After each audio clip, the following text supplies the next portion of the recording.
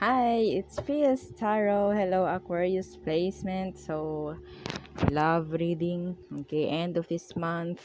So, syempre, before tayo mag-start, kung hindi ka pa nakakapag-subscribe, please do subscribe and hit the notification bell para lagi po tayo maging updated sa mga mangyayari pa lang. Okay, and yeah, don't forget na mag-follow sa ating pong FB page. And kung may tanong pagdating sa private or personal reading, message lang po sa ating pong FB page for more info. Okay? Okay. So, Aquarius, ano bang meron pagdating sa mga Aquarius placements? Anong situation, kung anong merong makita natin dito? Okay. Okay, Aquarius. Chemistry. Hindi to subject, ha? Oo. Attraction, spark, passion.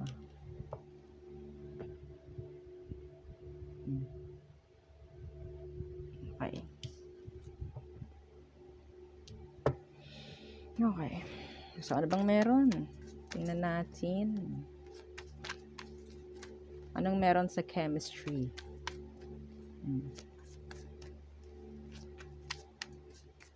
Chemistry for Aquarius. Some of you, may mga na-attract. Tingnan natin. Oh. Kaya pala. Soulmates. Deep love, unity, connection. O, iba rito. Pwedeng sabihin natin yung mga kakonek, yung yeah. Ayoko muna magsalita agad-agad dito. Masyadong marami ako nakukuhang energy. Gusto kong dumepende muna sa tarot. Okay, kung anong meron. Okay? So, hang on. So, nandiyan si chemistry and soulmates. Kung meron ditong separation, they still feel you. Okay? They still feel connected. Yeah, the chemistry. Okay, so tingnan natin sa tarot. Ano bang meron? Okay. Aquarius. Aqua. Oh, yeah. Someone is obsessing. Someone wants to connect. Yeah, see? This is soulmate. The Two of Cups. Again, the Devil. Oh, wow. Okay, ano bang meron? Who's the person on your mind, Aquarius? Okay. Anong meron? Aqua. Oh, if this is someone from the past, they still want you. Yeah. Yeah, this is from the past. Absolutely. Ayan, the Six of Cups, the Seven of Cups in reverse. If this is your past, your ex, they still want you. Yes. They still feel connected. Okay? Yeah.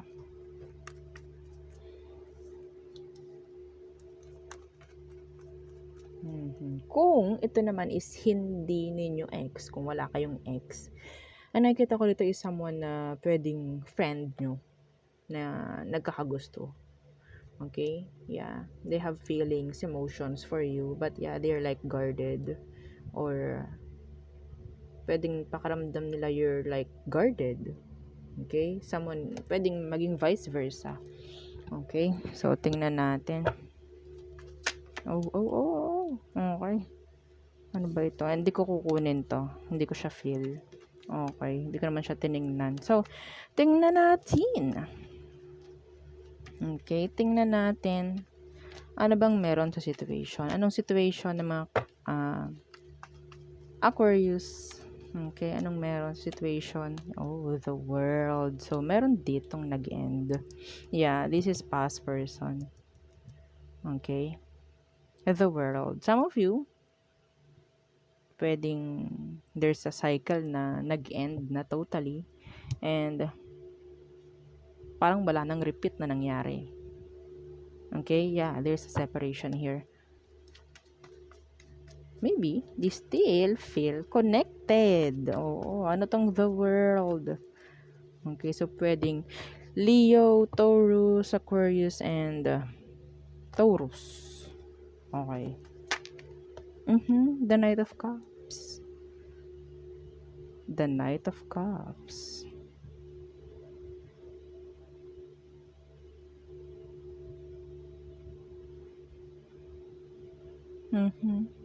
Parang ano nga talaga dito, Aqua, may nakakaramdam na parang gusto pa rin talagang bumalik or gustong meron dito nag-express or gumagawa ng action like love gestures, ganyan.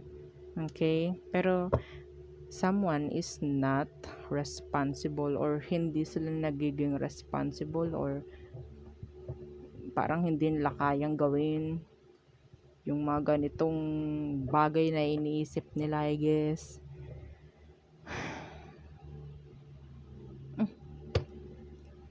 Tingnan natin emosyon nila. Okay, ano emosyon? So, pwedeng water sign. Ang lakas ng water sign dito. Okay, Cancer, Scorpio, Pisces. Ano emosyon nila towards you? What's their emotions?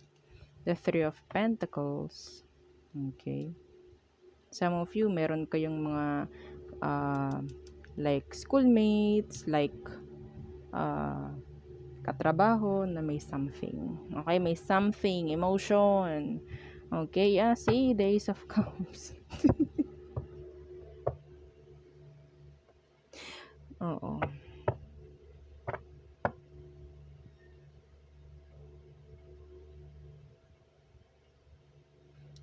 The Three of Pentacles. This is like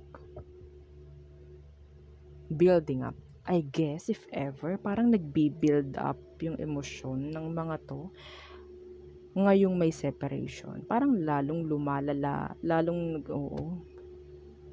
Okay? Yeah. This is planning for some of them. The Ten of Cups in reverse. The Eight of Cups in reverse. Ano to? Okay, class. Ano ano ito? Oo. Pagbabalik po. Okay. Yeah. Or, ano ito? Aside sa pagbabalik, ikaw, ano to? Oo. Hindi pa po makamove on. Oo. Yeah. Okay? Yeah. Tingnan natin. At ang taong to malungkot sa ngayon. Yeah, malungkot. Lalo na kung yung iba sa inyo is merong ini-entertain na iba. Malungkot sila. Ayaw nila yun. Ayaw nila nun. Okay? Anong emosyon mo pagdating sa kanila? Aqua. Anong emosyon mo?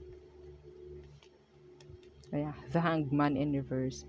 So, pwedeng hindi mo hinahayaan yung sarili mong ma-focus lang sa kung anong meron kayong sitwasyon ngayon.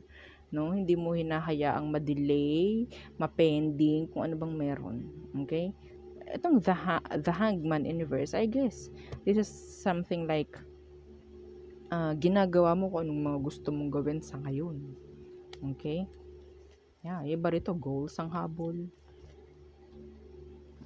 Kasi with the Hangman in reverse. Some of you pwedeng Pisces to. Yeah. The Four of Swords. Okay. So, nandito yung silence. Okay? Silence. Emosyon mo pagdating sa kanya. Some of you, Aquarius, you're thinking a lot pagdating sa kanila. Yes. Oo naman. Ikaw naman, itatanggi mo pa. Oo. No, iniisip mo to. Pero, ayaw mo. Ayaw mong maiisip sila. Oo. Why?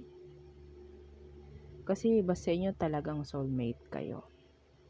there is strong connection na talagang nagko-connect, no? No, strong connection na nagko-connect. Okay?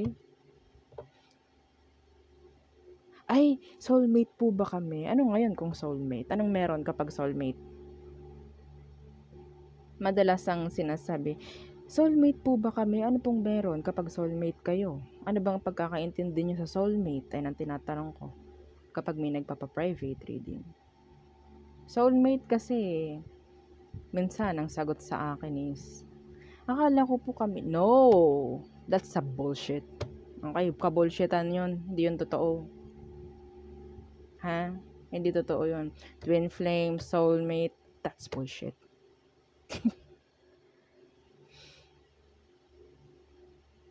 Okay?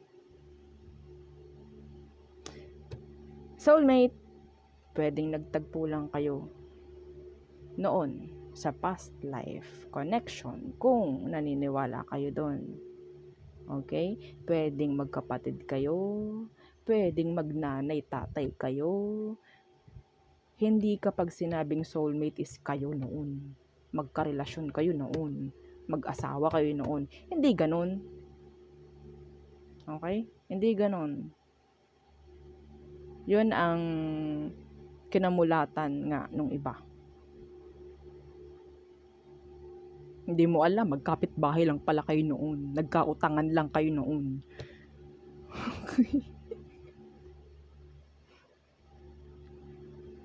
No? Basta may nangyari lang na connection noong past life. Yun ang inyong itatatak sa inyong kokote. Hindi yung, ay nagkarelasyon, ay soulmate. Sino po ba yung soulmate ko?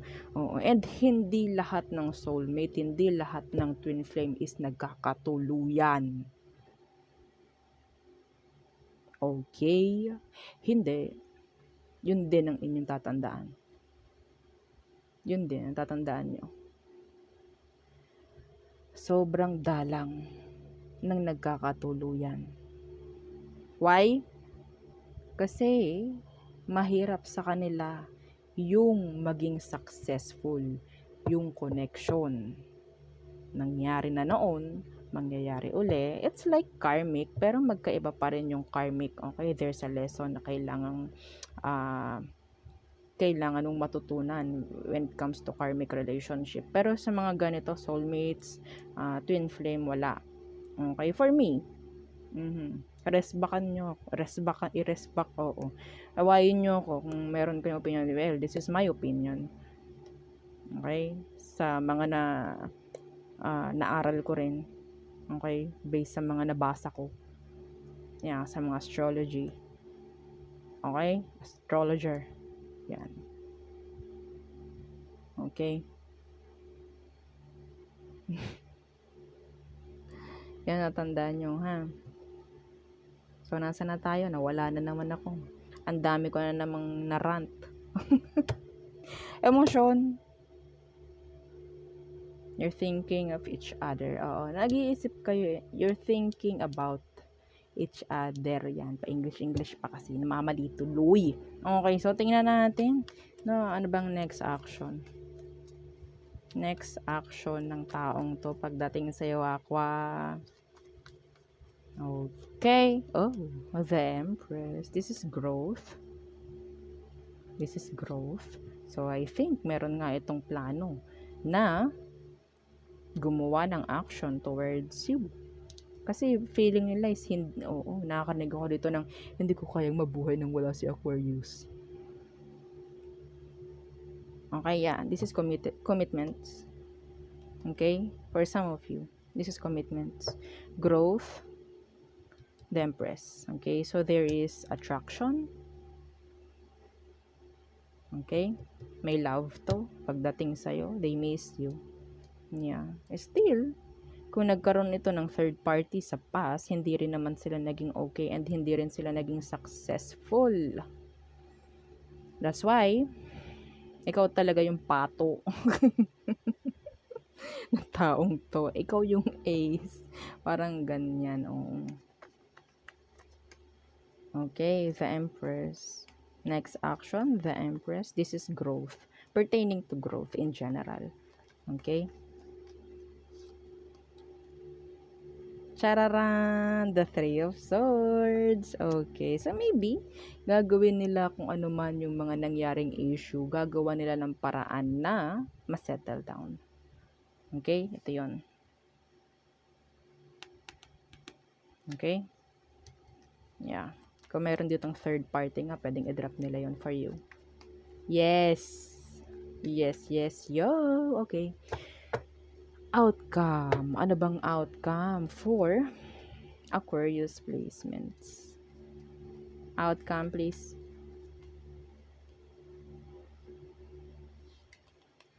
The Five of Pentacles. Okay, why the five? Oh, there's a lot of drama here. There's a lot of drama. Sana ibalik mo ko, or sana magkaayos na tayo. Mga ganun. Yeah. Okay. A lot of, yes. Nakakita ko ng balikan dito, pero puro drama. Yun lang, puro drama. Okay?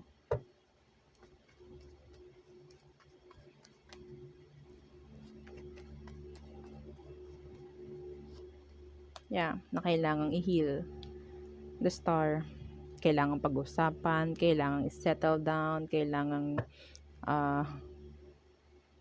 yun nga, ayusin. Okay? So, yun ang nakikita ko. Outcome nyo is lahat ng problem, gagawa ng solusyon, gagawa ng paraan. Okay? Hindi na lalayuan, or kung may drama, i-fix. Okay? So, yun, nakikita ko. I don't know kung hahayaan mo, kung bibigyan mo ng chance. Okay? Kasi, basta inyo, talagang iniisip mo pa rin to. Yeah. Pero kung ayaw mo na, then sabihin mo na lang. Be mature. Okay? The Empress is there. No? Lumabas siya. That's being mature. Kung ayaw mo na, then say it. Hindi yung papaasa. Okay? Okay. So, tayo ay tumungo na sa all signs for Aquarius placements. Okay. Aqua.